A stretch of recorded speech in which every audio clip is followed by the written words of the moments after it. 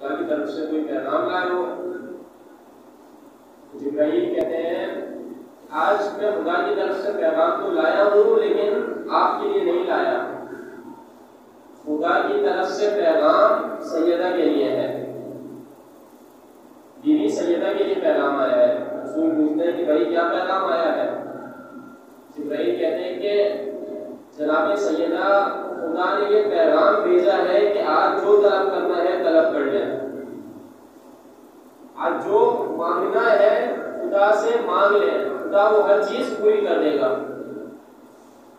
रसूल खुदा जनाब सैयदा के पास आते हैं, कहते हैं कि आज जिब्राइल आया है लेकिन आज मेरे लिए नहीं आए बल्कि आपके लिए आए हैं। जनाब जिब्राइल आपके लिए आए हैं और उन्होंने कहा है कि आपने जो कुछ तलब करना है आज मुझसे तलब कर लें, खुदा वो हर चीज पूरी कर देगा। खुदा वो तमाम चीजें आपकी ख्वाहिशात जो है वो पूरी कर देगा। तवज्जो रखिएगा, हमारी ख्वाहिशात इस तरह की है और हमारे जिनकी हम पैरवी कर रहे हैं, हमारे लिए जो सरमश्क है उनकी ख्वाहिशात क्या है, हमारी ख़वातीन की ख्वाहिशात क्या होती है और जनाब सैयदा की ख्वाहिश क्या थी। अगर आपके पास मसलन कोई आए शख्स, कोई जिन आ जाए, वो बोले भाई जो चाहिए मैं दे दूंगा, तलब करो, तो आप क्या मांगेंगे? आपकी ख्वाहिश, आपकी प्रायोरिटी क्या होगी उस वक्त? जनाब सैयदा आती है। जनाब सैयदा तीन चीजें तलब करती हैं, तो सुनिएगा, तीन चीजें तलब करती हैं। पहली चीज जो तलब की, अच्छा इंसान वही चीज तलब करता है जिसकी उसको बहुत ज्यादा ख्वाहिश होती है। अगर कभी ऐसा मौका हो तो खुद को आजमा सकते हैं कि मसलन हमें सबसे ज्यादा किस चीज की ख्वाहिश है कि हमें सबसे ज्यादा क्या चाहिए।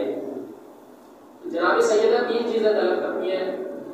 सबसे पहली चीज जो वो तलब करती है वो क्या होती है?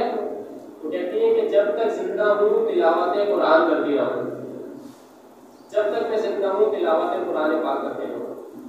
दूसरी चीज कि जब तक जिंदा हूँ ज़ियारत रसूल करती रहूँ। और तीसरी चीज जो वो तलब करती है कि इन्फाक कर रहा है खुदा, खुदा की राह में इन्फाक करती रहूँ, खर्च करती रहूँ। हम देखते हैं खुदावंद मुताल ने जनाब सैयदा की ये तीनों ख्वाहिशात पूरी कर दी। जनाब सैयदा जब आखिरी अय्याम में थी तो उस वक्त उनके लबों पर तिलावत कुरान जारी थी। और आखिरी शख्सियत जिन्होंने रसूल खुदा की ज़ियारत की, जिनकी गोद में रसूल खुदा का सर था रहलत के वक्त, तो शख्सियत जनाब सैयदा। और इन्फाक कर रहे खुदा का ये आलम था कि अपना पूरा घराना राय खुदा में पेश कर दिया।